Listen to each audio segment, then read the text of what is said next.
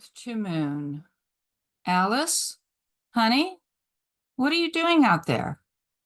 Her husband's voice carried in the still evening air, calling to her, pulling at her.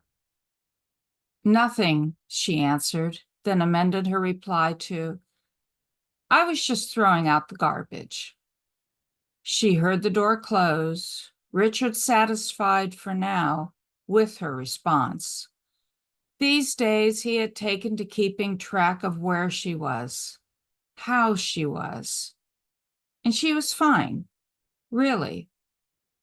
Or if not fine, at least stable, under control, able to do daily tasks without stopping midway through, unsure of what she was doing, or where she was, or who she was, or more precisely, who she wasn't, not anymore.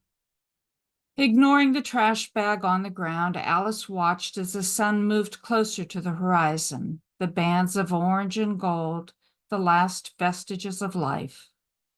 Lately, she had taken on the after-dinner task of emptying the wastebasket and carrying the bag outside to the can.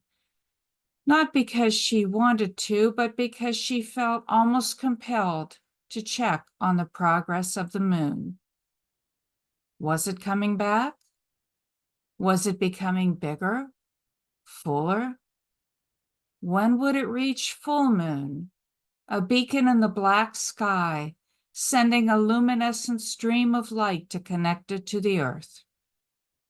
Last month, and was it only last month? Somehow it seemed so much longer. When Bethany started to lose her appetite, Alice looked for ways to entice her to eat. Late one evening, she held up the child so she could see the full moon from her hospital room window. Remember how the moon was just a tiny sliver in the sky? And Bethany nodded slightly, her head a barely discernible weight against Alice's shoulder.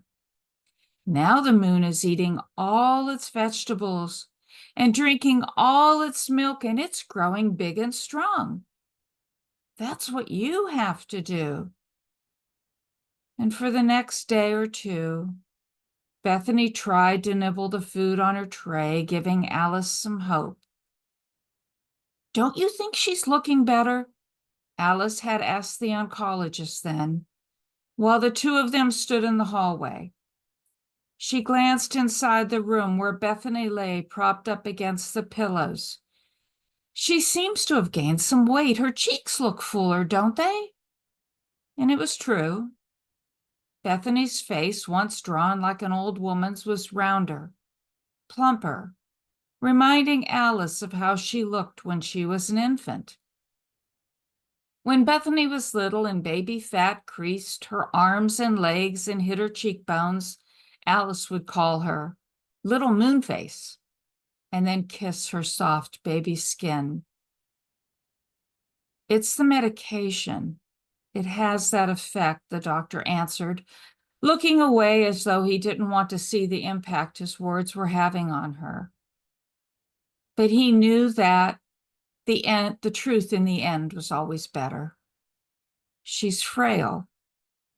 And her last results were, and there he paused because there was no need to go on. Alice knew as well as he did what those results were, what they meant.